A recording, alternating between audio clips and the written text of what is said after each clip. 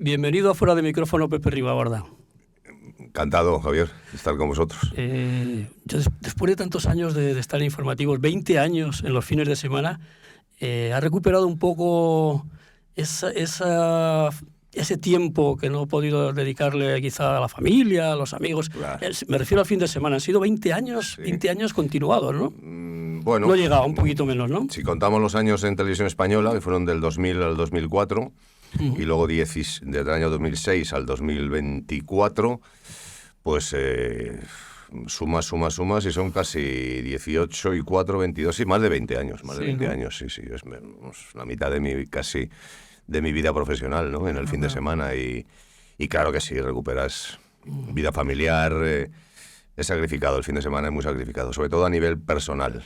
Es muy sacrificado porque, claro, tienes que renunciar a mucho tiempo que podrías haber pasado con tu hija, en mi caso, y con mi mujer, ¿no? Y con amigos, porque la gente suele disfrutar el fin de semana, pero bueno, hemos sabido adaptarnos, son muchos años y hemos sabido familiarmente adaptarnos, viajar cuando nadie viajaba, buscar nuestros momentos también, y bueno, al fin en la vida te vas adaptando. Los amigos ya saben que no pueden contar contigo el fin de semana, tampoco te llaman. Sí, ¿no? pero bueno, buscábamos el momento siempre para vernos y siempre ha habido momentos. O sea, a mí no me ha faltado ni afecto, ni vida familiar, ni el cariño de mis amigos, y todo el mundo sabía mis circunstancias y ya está. No, tal vez mi mujer, que decía, ahora ya con mis amigas, que tenía ya mi plan los fines de semana, ahora ya no es tanto. No. Bueno, pero nada, estamos felices y contentos, y sobre todo, pues eso, tiempo para mí, y tiempo también para mí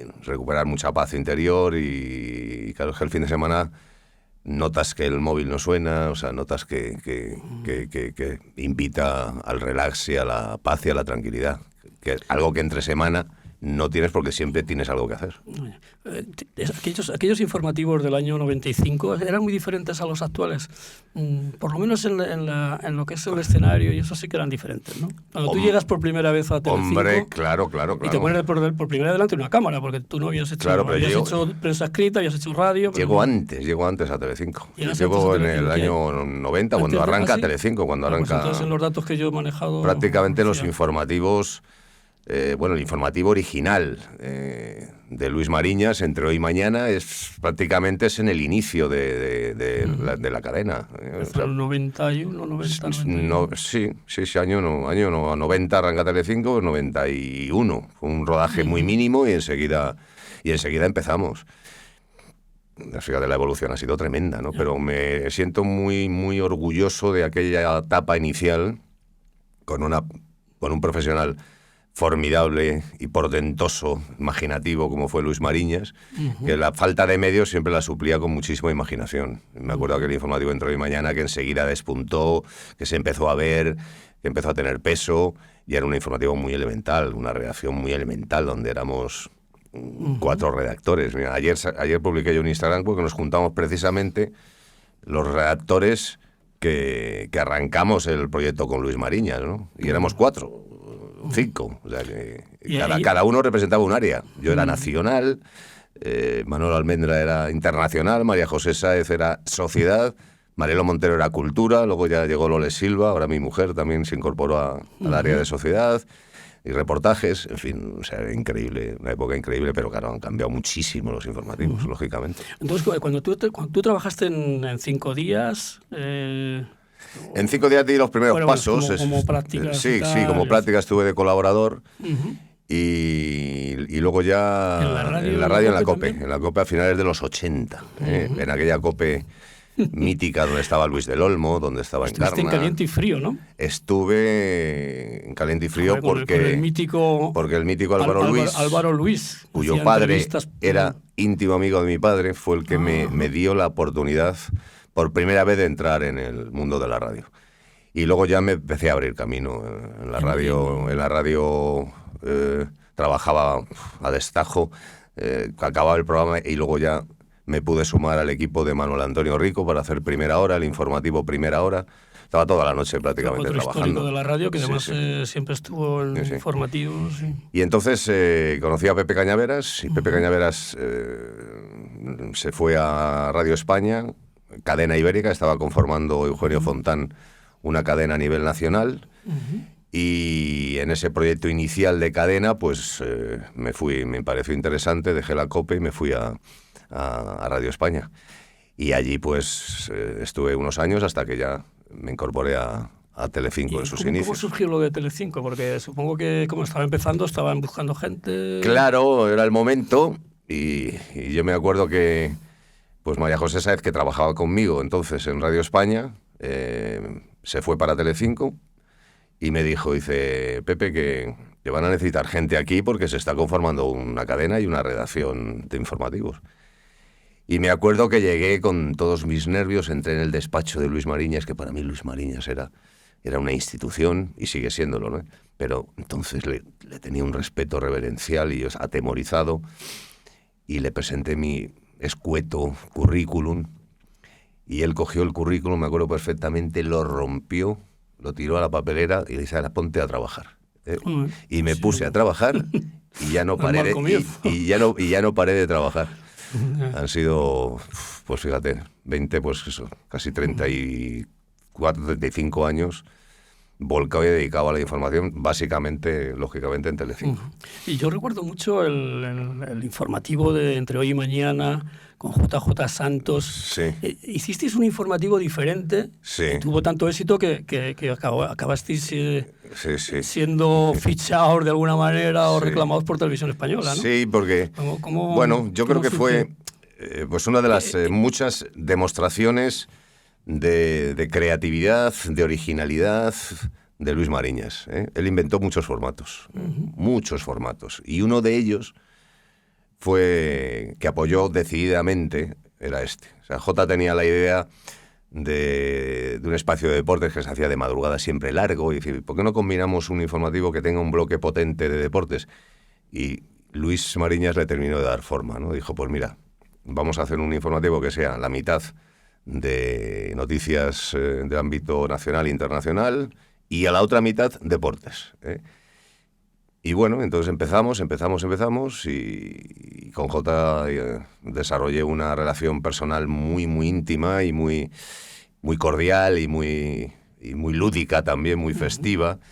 Y eso se trasladaba, lo trasladábamos al espectador. Se notaba que os entendíais, además teníamos era un informativo más de autor. Una enorme complicidad. Tampoco era el dar noticias, sino contarlas. Sí, era contarlas de otra manera. Yo creo que cambió un poco la manera de contar las noticias, de una forma mucho más distendida y diferente. Era un informativo distinto y diferente. O sea, veías las noticias y las podías ver con una sonrisa y al final terminabas con un buen sabor de boca porque teníamos esa complicidad, pero que era natural, Yo ahora puedo atisbar complicidades en algunos informativos que no surgen de manera natural, ¿no? Pero aquello sí que era muy natural, era muy, muy franco, era muy sincero, como yo me he caracterizado siempre a la hora de hacer información, ¿no? De manera muy sincera, trasladando mi yo al espectador, mis sentimientos, bueno, que yo creo que es una manera, pues, que me ha ayudado a ganarme el crédito y llegar a la gente y la audiencia, ¿no? Porque nunca he perdido ese punto de vista emocional a la hora de transmitir las noticias, la cercanía, la empatía con el espectador, que yo creo que es básico y fundamental para comunicar bien. La adaptación y el cambio de Telecinco a Televisión Española, ¿cómo fue? Bueno, fue un poco fue traumática. Es otro tipo de concepto incluso. Fue traumática porque tuvimos muchísima oposición, se politizó mucho también nuestro asunto. Los sueldos, ¿no? Claro, contratar a gente de fuera, los sindicatos, en fin, hubo una enorme movilización. Me acuerdo el primer día con pancartas, fuera, gritos. Cuando fuimos a firmar el contrato a Prado del Rey también se convocó una manifestación. El asunto llegó hasta el Congreso, se debatió en el Congreso. Me acuerdo hasta un editorial de Diario 16. Habría Carlos Llamas, que era muy amigo de la cadena SER, me decía, Pepe, tengo que abrir con vosotros. Mira que me cuesta, porque éramos muy amigos, porque había noches que terminábamos nosotros y nos juntábamos para departir sobre la actualidad o sobre nuestras cosas, ¿no? Éramos muy amigos. Y bueno, yo creo que se sobredimensionó totalmente porque ni el sueldo era tan, como se dijo. Nosotros fuimos lo único que fuimos a trabajar. Fuisteis los broncanos de la época. Y a dar audiencia, sí. Broncano. Y a dar audiencia a esa edición que Ernesto Sáez de Buruaga consideraba que era la única que flojeaba en esos momentos en la 1 y pronto conseguimos auparla al liderazgo. Sí, y Sáez de Buruaga, Ernesto os apoyó desde el principio, porque claro, él también estaría presionado. Decididamente, porque fue... Sí, que tienes un buen recuerdo. Sí, fue un empeño personal de él que fuéramos porque quería levantar esa franja, la franja que dominaba por entonces Carrascal con sus corbatas y con sus comentarios y demás. Y la 1, luego nosotros en Telecinco logramos desbancar incluso a Carrascal y luego pues levantamos la audiencia de la 1 y conseguimos también liderar en esas ediciones de madrugada que desgraciadamente terminaron, porque yo creo que un informativo de madrugada, bueno, a modo de resumen, que tenga personalidad y te puede permitir una cierta licencia a la hora de desarrollar nuevos formatos y que brille un poco la figura del presentador con un componente más de análisis, hacer algo distinto y diferente. ¿Volvisteis a Telecinco por razones también de... Bueno, pues cambiaban los equipos en Televisión Española, supongo que no te sentíais ya, no estabais cómodos o fue un... Bueno, entendimos que el formato se acababa y que se tenía que acabar. O sea, son ciclos que tienen un principio y que lógicamente tenían un final, tuvo su final. Y yo acometí nuevos proyectos en la 1, Urdazi confió en mí para el fin de semana, en el año 2000, y estuve del 2000 al 2004, estuve presentando los informativos fin de semana en Televisión Española, con muy buen resultado también de audiencia, porque entonces eran predominantes los informativos de la 1. Y luego con la llegada ya de Zapatero, Fran Llorente, el tándem Fran Llorente-Lorenzo Milá, Fran me encargó la subdirección de los desayunos con Pepa Bueno, que se modificaron radicalmente. Y es una etapa de la que estoy también muy orgulloso, muy sacrificada, pero con Pepa trabajé muy a gusto, muy bien, y tuve una enorme y una gratísima experiencia también con ella en los desayunos de la 1, totalmente renovados, modernizados, actualizados y que funcionaron muy bien de audiencia. Hasta que ya en el año 2006 me llamó Pedro Piqueras y me fui para... Otro personaje importante en tu carrera, ¿no? Importantísimo, clave. Hemos hablado de Mariñas, Ernesto Sáez de Buruaga, que confió mucho en nosotros. Son diferentes, además, porque son... Fue un gran dinamizador, ¿no? Además, Ernesto, porque yo me acuerdo coberturas como la de Miguel Ángel Blanco, cómo nos movilizamos todos los presentadores, cubrimos la manifestación, hicimos el programa en directo allí desde la azotea de la delegación de la delegación de Televisión Española en el País Vasco. Tuvimos horas y horas y horas de programación. Bueno, él fue un enorme dinamizador, ¿sabes? Se trasladó el concepto radio a la televisión. Yo creo que en cierto modo cambia, ¿no? Con un acontecimiento como el de Miguel Ángel Blanco, porque transmitimos en tiempo real prácticamente todo lo que estaba pasando, ¿no? Y él quería estar y ocupar horas y horas y estar en los sitios. Fue un grandísimo dinamizador. Y sí, tengo un enorme recuerdo de él. Y por supuesto, Pedro Piqueras, que ha conformado pues los últimos 20 años casi de mi carrera y bueno, el destino ha querido que entrara con él y saliera prácticamente con él, ¿no? Pero estoy muy orgulloso de haber trabajado a sus órdenes y estoy muy orgulloso de los resultados que hemos tenido y de la etapa, creo que de una de las mejores etapas en la historia de los informativos de Telecinco. Y me ha servido también para escribir mi propia trayectoria y mi propia historia, ¿no? Que todavía es una trayectoria que tiene mucho recorrido, ¿eh? Porque hay gente que no me ve y dice, ¿qué haces? No. Yo creo que tengo muchas cosas que hacer. Tenemos proyectos de los que podemos hablar si quieres luego más adelante. Tengo muchas cosas que decir, puedo seguir contribuyendo en espacios informativos y puedo seguir, bueno, pues trabajando porque me encuentro joven, me encuentro bien, me encuentro pleno, me encuentro ilusionado, me encuentro con muchas ganas de hacer cosas y bueno, pues cierran etapas que se cierran y ahora la dirección nueva de Informativos Telecinco pues ha tomado la decisión que ha tomado, está en su pleno derecho Y nada más, y bueno, se cierran etapas, pero lo importante es irte como, bueno, creo que he cerrado esta etapa, aunque estoy abriendo otras muchas, pero bueno, he cerrado esta etapa con mucho cariño, con el reconocimiento de mis compañeros, de las delegaciones, de los corresponsales, y y eso me hace sentirme muy reconfortado, muy reconfortado, muy agradecido, por supuesto, y la verdad que muy feliz. O sea, me siento que he salido, como se dice en el ámbito de la tauromaquia, por la puerta grande, ¿no?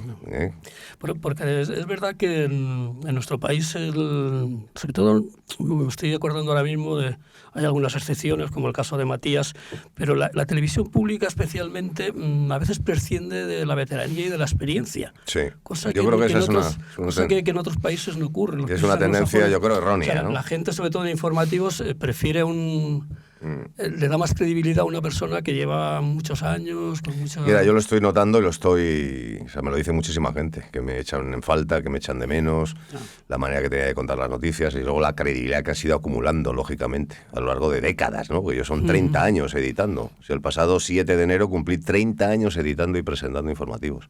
Y son muchos años. Y la gente lo valora, la gente lo tiene en cuenta y lo valora. Lo triste es que las cadenas... o los directivos pues no apuesten por ese perfil, y apuesten por un perfil de personas más jóvenes, sin experiencia y sin personalidad. Y renovar porque, sin personalidad, porque hay que cambiar, el hecho de cambiar todo como... Y sin personalidad, pero bueno, yo creo que grandes referentes como Piqueras, Ana Blanco, en fin, eso cuesta mucho ganarse el crédito, y son años y años y años de dedicación, de trabajo, de esfuerzo y sobre todo de experiencia, que es una pena que no se aproveche, porque son personas que todavía podían decir muchísimo, ¿no?, en el ámbito de la información, como espero yo seguir haciéndolo. ¿La competencia es tan dura, es tan intensa como aparenta en los informativos que tú... Sí, la competencia. Vamos a ganar Antena 3, Televisión Española se quedó ya un Yo me acuerdo poco de Televisión fuera Española cuando perdió su hegemonía, ¿no? Alguna vez me ganó... Perdió su hegemonía en los años después de Ferrari, yo creo, Sí, ¿no? me ganaba, cuando alguna vez me ganaba Pedro Piqueras a las 3 en Antena 3, bueno, eso era una conmoción, ¿eh? Y Pedro Piqueras, sobre todo los meses de junio, con los niños, los Simpson, y nos ganaba. Y yo me cogía el informativo de Pedro, que ha sido para mí un referente siempre, y analizaba la escaleta, digo, es que sabe, tiene esa intuición de saber llegar a la audiencia, de saber dar a la audiencia lo que la audiencia quiere, y tengo que seguir aprendiendo de él, y yo siempre...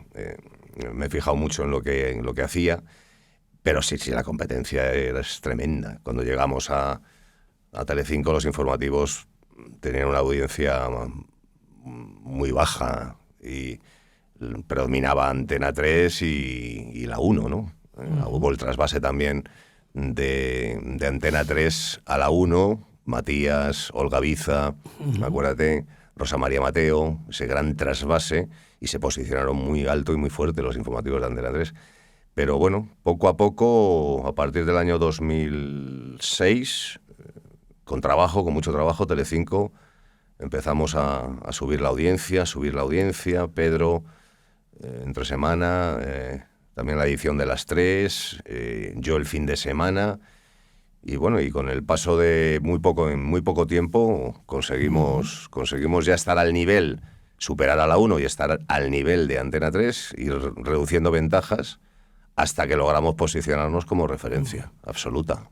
Telecinco ha sido informativamente en esta etapa, en la etapa de Pedro Piqueras, referencia informativa absoluta. La política, ahora no lo sé quizá más, pero la política daba audiencia o la quitaba, porque parece ser que subía la audiencia Pedro tuvo la intuición. En la información de sucesos. Pedro tuvo la gran intuición de sociedad, ¿no? De darle un giro a eso, ¿sabes? Él no abríais con política. Buscaba audiencia, pero no la buscaba a cualquier precio. Él priorizaba mucho las imágenes y sobre todo de un contenido más social al informativo. Y yo creo que ese fue uno de los grandes cambios que él introdujo.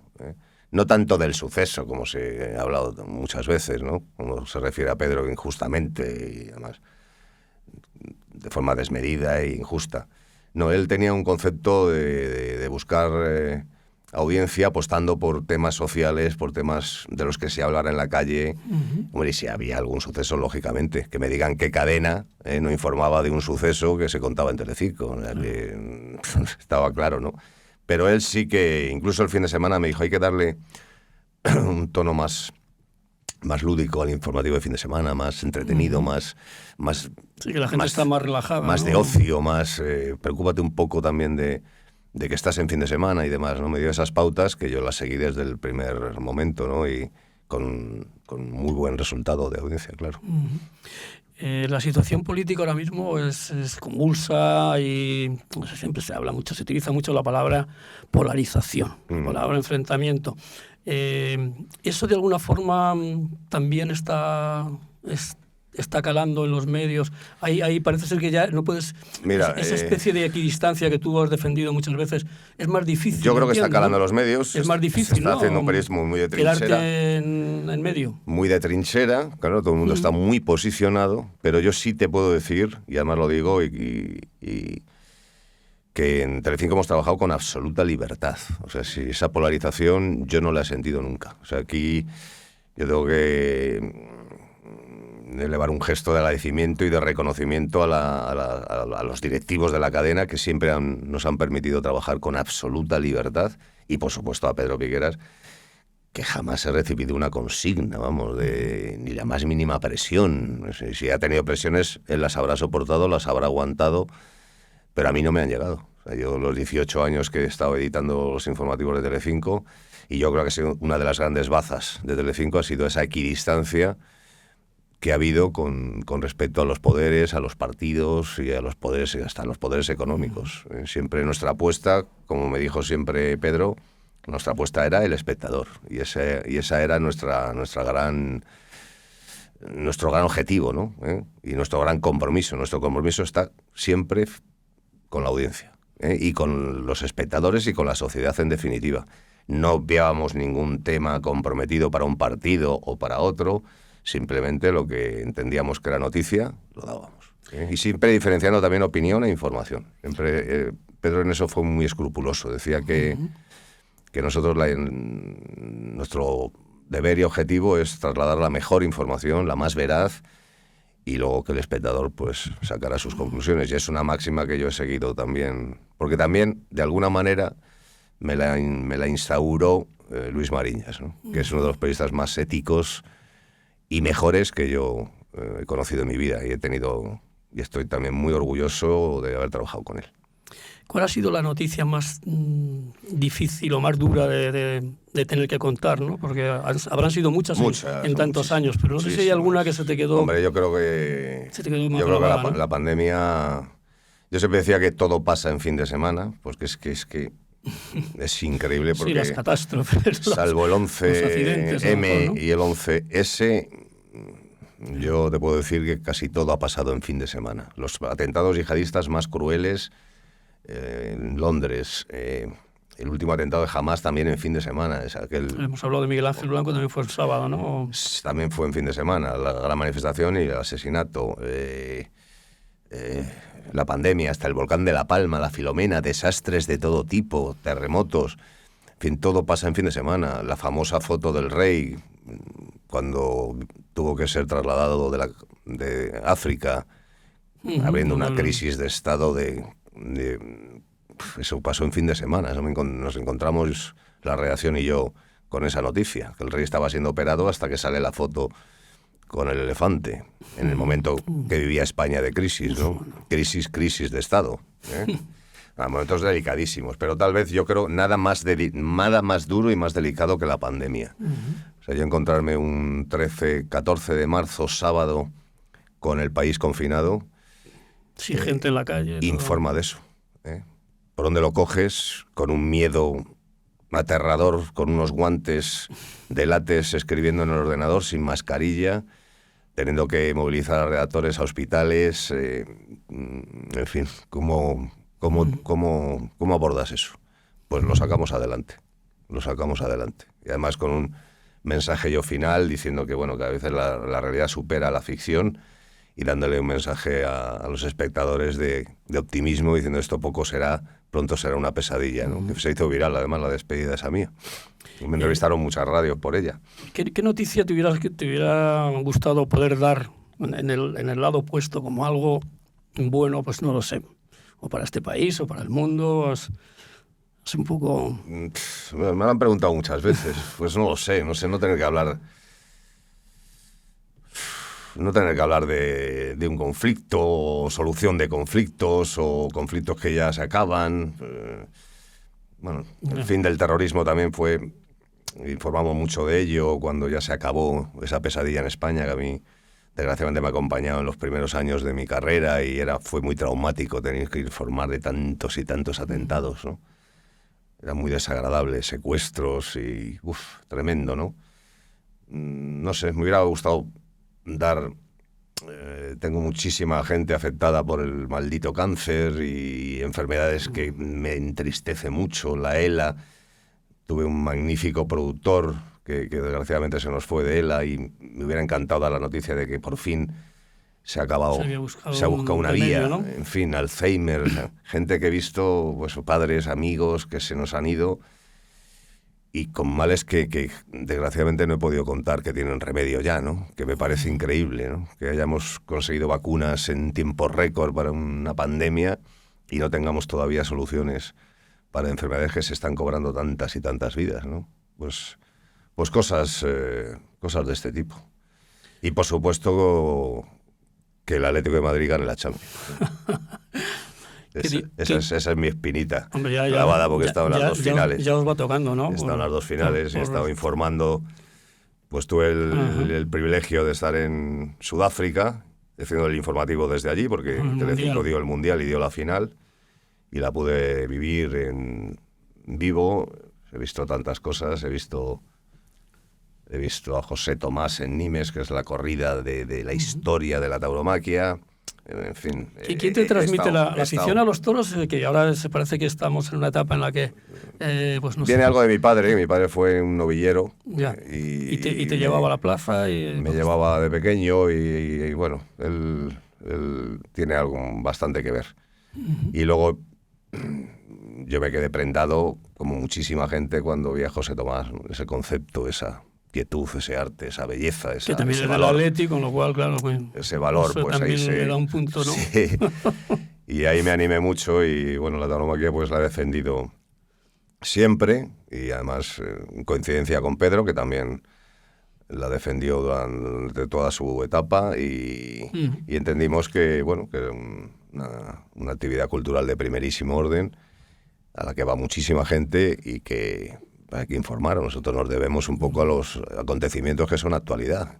Forma parte de nuestra cultura, a pesar de las críticas y de las... ¿no? Por supuesto, y hay que estar orgulloso de ella, nuestra cultura, y además nos conforma identidad, nos da personalidad como país, y forma parte de nuestra historia.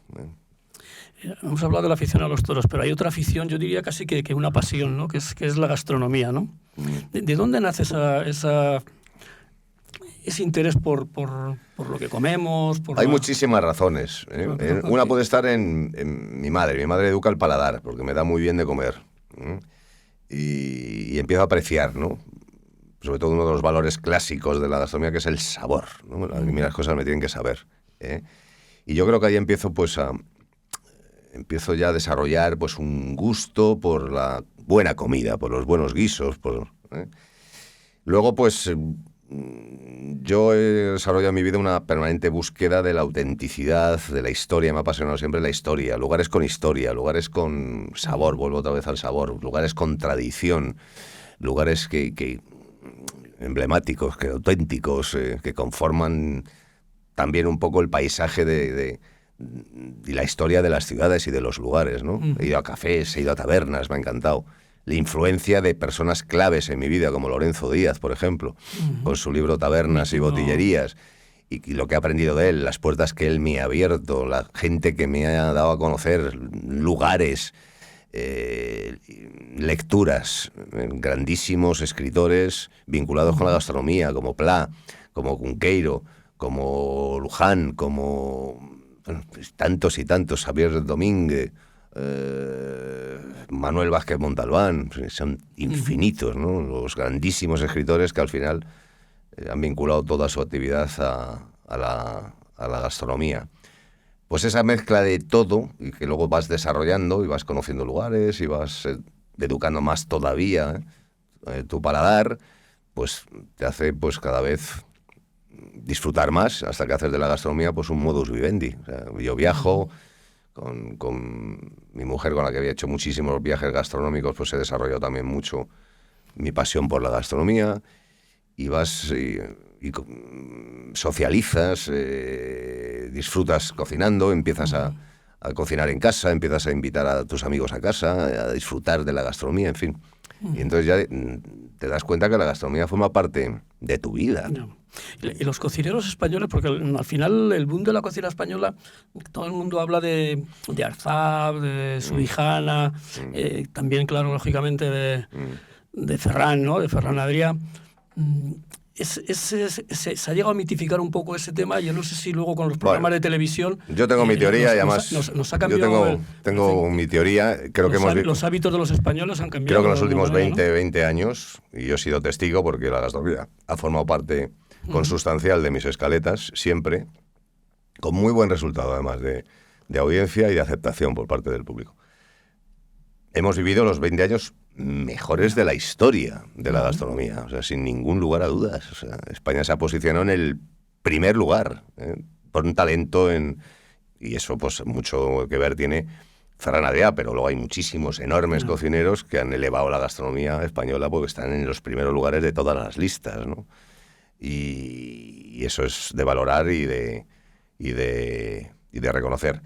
Pero al mismo tiempo, yo creo que estaba demasiado todo mediáticamente focalizado en ellos, ¿no? Cuando Telecinco me propuso hacer el programa Cocineros sin Estrella, que luego hiciste un libro. Fue un libro. Y luego de Las cosas de comer, otro libro más reciente. Sí, ¿no? sí. Fue un aldabonazo porque yo quité el foco, digamos, a los cocineros de vanguardia y se lo puse a los cocineros con tradición, que podían llevar a lo mejor 50 años. Que no desmerecen por otro lado. Exactamente, tampoco, ¿no? Entonces yo creo que fue un aldabonazo, ¿no? Es decir, la tradición no podemos perderla de vista porque sin tradición no hay bases, no hay... Y los propios cocineros de vanguardia lo reconocen, que muchas veces se inspiran en el pasado y en el ayer. No se puede perder la memoria gastronómica que tiene este país. Va asociada a su historia, a la idiosincrasia nuestra como pueblo, incluso... No se puede desmerecer, ¿no? Y estoy muy orgulloso porque yo creo que determinados conceptos de la tradición, como por ejemplo, y valores de la tradición, como es el sabor, pues yo creo que han vuelto a cobrar el protagonismo. Y ahora se tiene muy en cuenta la tradición. Yo creo que tradición e innovación se pueden sobrealimentar perfectamente, y será mejor la innovación teniendo en cuenta la tradición. Y será mejor la tradición también teniendo en cuenta la innovación, ¿no? Con las nuevas técnicas a la hora de cocinar y las nuevas tendencias y las nuevas modas, ¿no? Pero siempre desde un respeto y con una convivencia constructiva. Yeah. Bueno, ahora estás en una etapa, digamos, de replanteamientos y de proyectos y tal. Me has hablado antes de entrar al estudio. Ahí tienes un proyecto de... Tengo muchos proyectos. Hay un proyecto que son los premios. Sí. Estoy muy agradecido a Mediaset, porque, bueno, hemos dado una etapa y se están abriendo muchas. Y ellos tienen una gran confianza en mí y una gran consideración por mi persona y por lo que ha sido mi trayectoria. Y pues, muchos años en la casa, ¿no? Y bueno, aprovechándose un poco de mi pasión por la gastronomía, pues estamos desarrollando muchos proyectos. Ya tenemos un proyecto hace tiempo que es de las cosas del comer, que es una web, que la directora de contenidos es mi mujer, Loles Silva.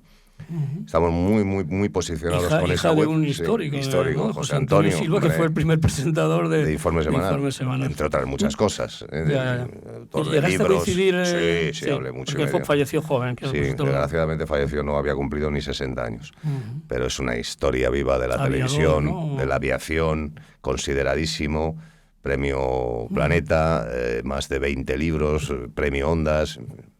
Y luego ya Galicia en tu mundo, pues también... Figura, ¿no? Una auténtica figura. Bueno, pues venía lo de las cosas del comer, Sí. muy posicionados en redes, cada vez más. Nos está funcionando muy bien esa faceta en redes. Y luego Telecinco me ha abierto un proyecto muy interesante, que es un microsite en telecinco.es, que es gastro, con una sección propia que tengo, Rincones y Sabores, por Pepe Ribagorda, donde estoy pues elaborando reportajes con el apoyo y la producción de informativos Telecinco. Una entrevista con... Estoy, ¿no? Sí, y van a venir más, la semana que viene vendrán más y iré descubriendo cosas. Con Lucio, con el de la pollería. Que ahí, con Higinio, el grandísimo Higinio. Higinio, ¿no? Y luego hay otra parte en el área de negocio de Mediaset, que es Planes Gourmet. Planes Gourmet es un microprograma que se inserta en la programación de 4 los domingos, volcado en la gastronomía, que se puede personalizar, en este caso conmigo, donde yo puedo recorrer comarcas, puedo recorrer regiones, ciudades, o puedo conocer de Os, o puedo conocer un producto, puedo conocer... Y eso está ya andando y está funcionando muy bien. Y al mismo tiempo se está organizando una gran gala el próximo mes de mayo, que serán los primeros premios Planes Gourmet, donde va a estar convocado todo el mundo gastronómico, va a tener todo el apoyo de Mediaset, de programas, de todos los canales de Mediaset, va a ser retransmitido por mi tele. O sea que es un proyecto muy ambicioso y se quiere conformar como una de las grandes citas gastronómicas de cada año en España en el mes de mayo. Tenemos que ir ya terminando y tal, y me gustaría saber un poco desde tu visión de todo lo que has vivido en tu faceta de periodista. ¿Es verdad que la política está lejos de lo que realmente ocurre en la sociedad? O sea, en la sociedad se hablan unos con otros, hay otro... O también está tan crispada como aparentemente está la política. No. La sociedad sigue... ¿Tú que te gusta alternar, digamos? Sigue avanzando, la sociedad sigue... Yeah. Y este país se mantiene por la sociedad que tiene, tan vigente, tan pujante, por la gente que trabaja, la gente que se levanta todos los días, la gente que a pesar de los políticos, de las trabas que ponen los políticos a tantas cosas, pues sobreviven y empujan y tiran para adelante, Vamos, yo creo que cada vez hay un distanciamiento mayor, se vio en la pandemia, se está viendo paulatinamente con la Dana, se está viendo...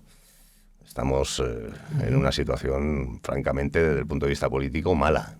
Y la situación política y en general de España, pues te lleva a la preocupación, lógicamente. Sí. Tienes que estar preocupados, ¿no? Porque se están saltando muchas barreras. ¿Tú también te crees que la clase política, como algún veterano decía aquí en estos mismos micrófonos, ¿no? La clase política quizás se ha mitificado también un poco de la transición, de tal, ¿está a años luz de los políticos de ahora? La clase política de entonces. En el sentido de que se prima más el interés particular o de partido que el interés general. Totalmente. Se ha perdido ese concepto de hombre de Estado, de hombres general, de políticos de Estado, de políticos que velaban, políticos que tenían la honradez por bandera. Pues siempre ha habido casos, pero bueno, la mayor parte de los casos políticos con vocación de servicio público y con vocación de servir al ciudadano y de... que es lo que tiene que ser un político, no velar por tus propios intereses, sino estar preocupado única y exclusivamente por el bien común. Yo creo que eso se está cayendo, pero paulatinamente, y se está conduciendo al descrédito a una gran parte de la clase política, indudablemente. O sea, situación preocupante.